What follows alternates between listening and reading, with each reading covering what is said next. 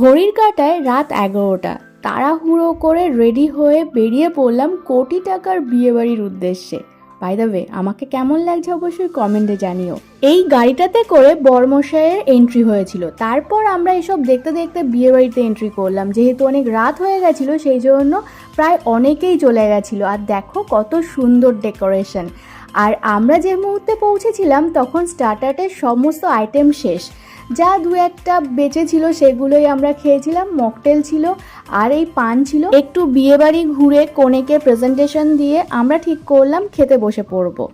প্রথমেই চলে এলো একটা প্লেট, তারপরে জলের বোতল, তারপর ছিল মশলা কুলচা চানা মশলা, তারপরে এলো ফিশ ফ্রাই, তারপরে ছিল সাদা ভাত, ডাল, আলু ভাজা, পাবদা মাছ, চিংড়ি মাছের মালাইকারি, মাটন, চিকেন, চাটনি, পাঁপড়, মিষ্টি, সবশেষে ছিল আইসক্রিম। আর পান খেয়ে বাড়ি চলে এলাম।